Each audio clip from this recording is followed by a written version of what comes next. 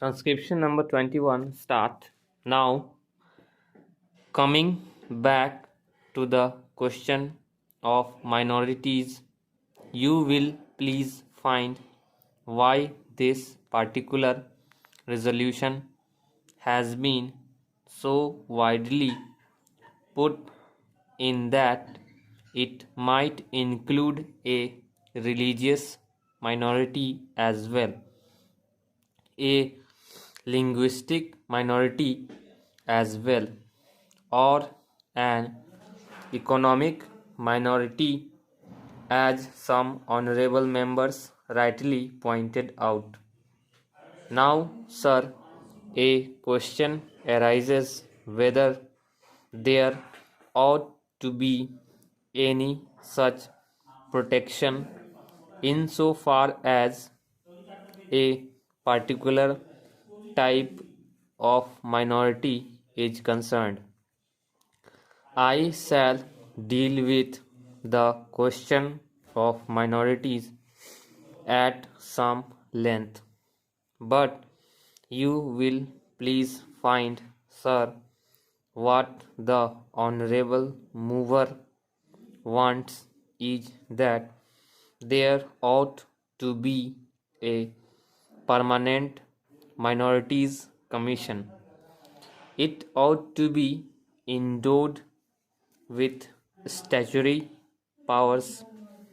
There are, sir, an attempt is being made for the first time by my honorable friend for driving a wedge between a community and a community. So far as Constitution is concerned, as my honorable friend rightly pointed out, whenever the question of minorities arises, we have to be extremely careful. The Constitution is a very sacred document which has embodied all the different aspects of the common question of India's nationality. India is one in spite of different types of languages and religions. But in the midst of all these diversities, we have to develop a common nationality.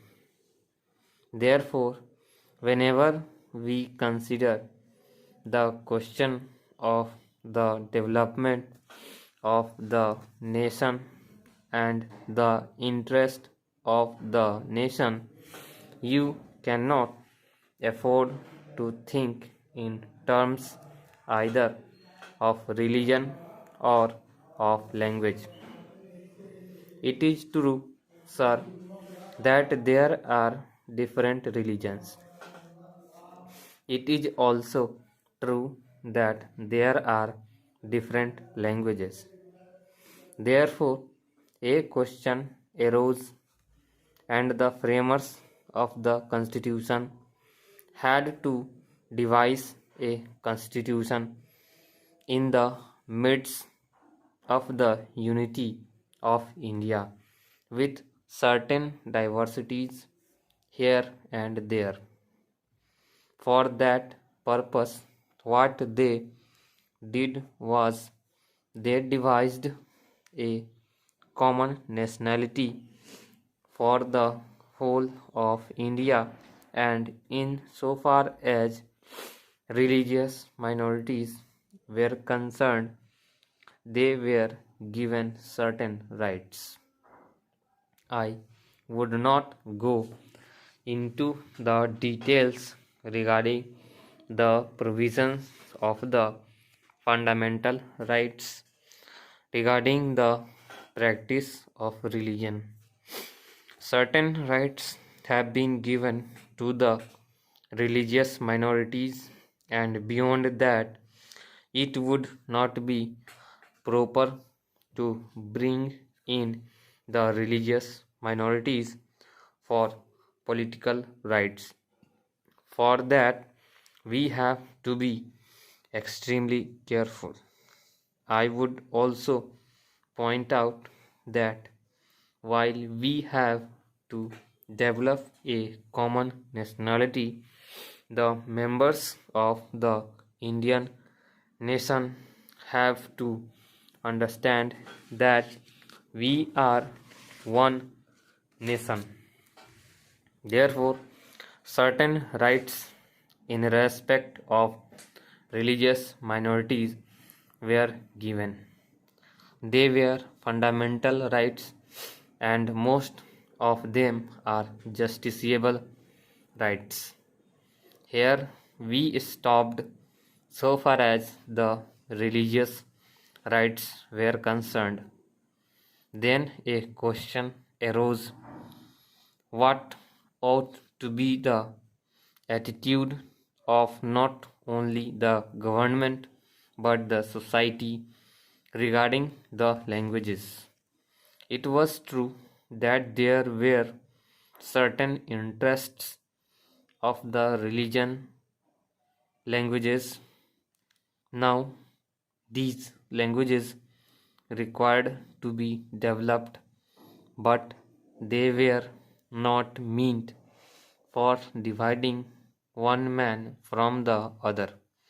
So, in 1956, when the states were formed to a certain extent on the basis of language, what was done was not to have a state with cent% people belonging to the regional language, because there were bound to be people belonging to different languages. That was the reason why this question was considered at great length, and the State Reorganization Commission also went into this question of linguistic minorities. It was bound to arise here and there because they were likely to feel that their rights and safeguards given to them might or might not be properly implemented. So, this question was considered first by the States Reorganization Commission, and they dealt with the question whether we should have a permanent minorities commission. They went into it very carefully and shrewdly. They found out that it would not be proper to set up a permanent minorities commission because the result, if not the actual effect, would be that a permanent wedge would be driven between one community and another community. So far as language minorities were concerned, they had a right so far as their own languages were considered. They had also an obligation to understand the language of the majority in the particular state. It is not only by thus coming together that the members of the two languages groups would come together and would harmoniously develop, but it was found at this time when the States Reorganization Commission had to consider this, that some machinery should be devised for safeguarding the rights of linguistic minorities only, and after full consideration, what was considered was that only in respect of linguistic minorities, certain rights should be extended and certain rights should be safeguarded, and an officer should be appointed by the president for making a report on the question whether these rights of the linguistic minorities are or are not properly safeguarded. Stop.